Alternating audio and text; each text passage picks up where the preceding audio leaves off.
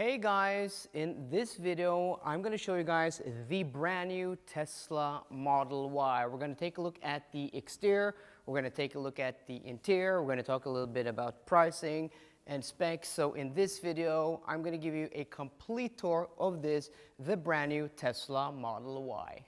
So let's start off with showing the front end of this new Model Y. And if you saw the Cyber Cab, Tesla showed, I don't know, like a few months back, was that like in the fall of 2024 or closer to New Year's?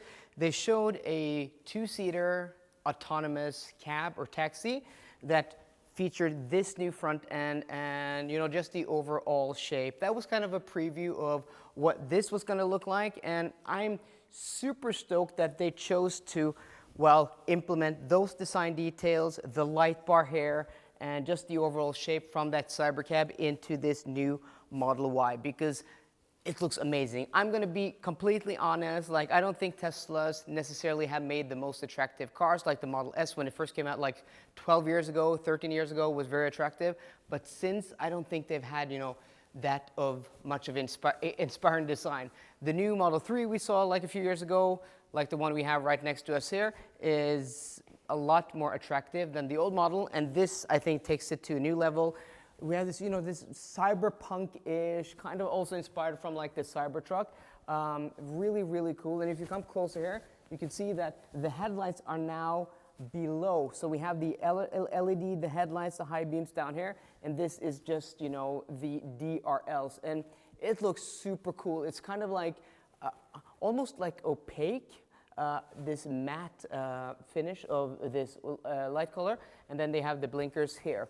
Also, the whole new front bumper is new, and then we have now a front-facing camera for the ADAS systems in this car, or Tesla Vision is what they call it. So there are no parking sensors and no radars. I mean, Tesla got rid of those several years ago, and everything that is now done with that front camera.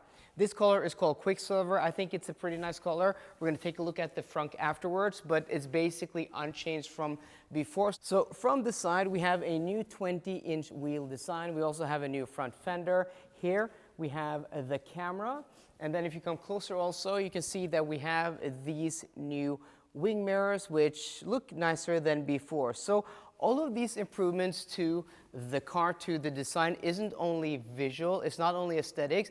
This now has a lower drag coefficient of 0.22 CD, where the old car had 0.23 CD. So with the same drivetrain, this has the same front and rear electric motors. We have the same battery pack in the long range version. We're talking 75 kilowatt hours usable. It now gets 568 kilometers of WLTP rated range versus 533 in the old car. So here, the front doors, the rear doors, exactly the same. So the front is completely new, the mirrors are new, but this portion here, the glass here, the roof, all of this is what we saw with the old Model Y. So this quarter panel is also new.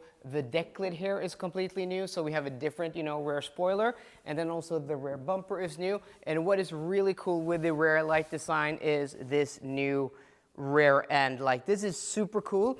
And now we have like the light bar projecting. Check out, if you come closer, you can see my hand. It now projects the light down to the surface with the Tesla lettering, and I think this is a really cool effect. I don't think we've seen this type of a light bar design in any cars yet. So dual motor on the rear, but Tesla have chosen to go away from the dual motor naming nomenclature. So this is going to be called a long range all-wheel drive version. So to me, it's curious that they still have dual motor when they're not using the dual motor name. That's a little bit confusing.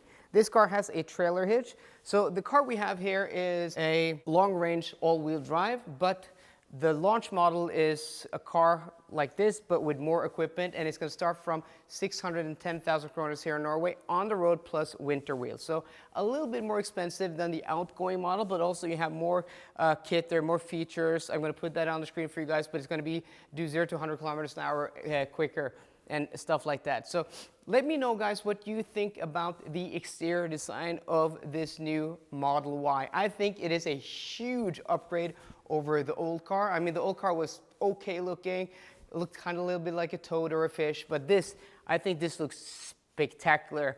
We're going to see a lot of these on the road because this is the most sold electric car or car in the world. At least in 2023, it was the most sold car. And this design is going to become common, but the fact that it just looks so cool. So we have the trunk. This is huge. I mean, Tesla still don't use VDA numbers, so we can't compare this to other cars we usually do. So normally I use the EU register data below the screen to show you guys the different specs and different dimensions, but Tesla don't use VDA numbers. So I'm not sure what I'm going to do, but I'm going to put something on the screen. But if you come closer, this is massive. Like this partial shelf here is new. This is a large trunk, and then you have large underfloor storage. Like this is massive. That alongside, you know, that large front. And also what's really cool is now the rear seats are electric, so you can actually fold them. If you come closer here, you can see there's a button here on the side. So if I press that, one touch, and then the other one, they fold down. Also, the front seats do move out of the way, or do they? Why did that happen? Okay, come over here. We're going to see what happened here. Okay, that's strange. They should have folded down completely. This is a pre-production model, guys, so this car isn't finished yet, so there may be some niggles here and there. But yeah, they showed me earlier. It did work completely fine. Not sure why it's not working now, but okay, that is besides the point. But what I really want to show you is that the second row is now electrically operated with buttons, so that is pretty cool. Okay, so to open the front, we press the screen here. And then we press that, and then it pops open. So I'll show you guys the capacity of the frunk. This is, well, there are no official numbers yet. The old frunk in the old Model Y was 117 liters. I'm guessing this is about the same. If you come closer, it's massive.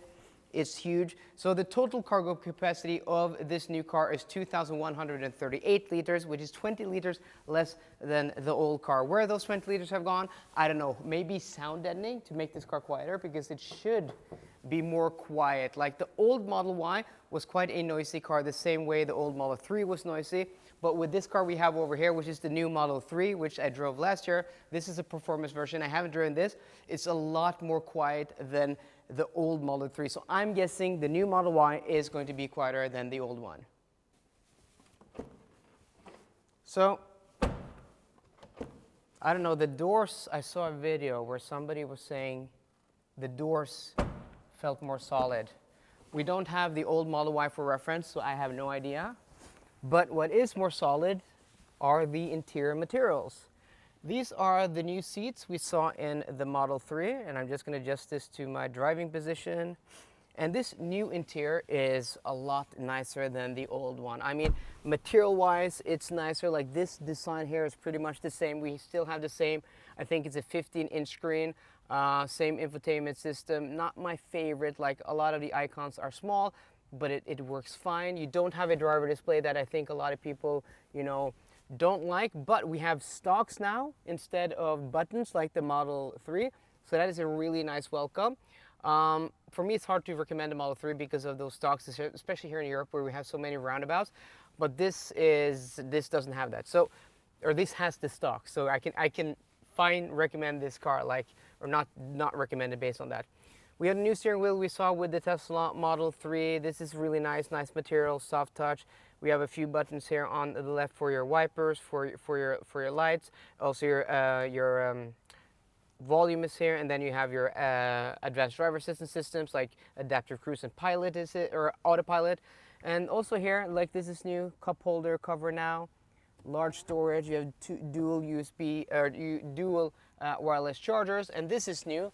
Like this fabric here on top of the dashboard. This material is nice, and also the LED ambient lighting that stretches across to the door. I think you can do different colors somewhere in the menu here, but I like this blue theme. The new seats here, they're now perforated, so they're now ventilated also, but that also means that they breathe. So this is a faux leather that Tesla uses. I mean, it's fine in quality.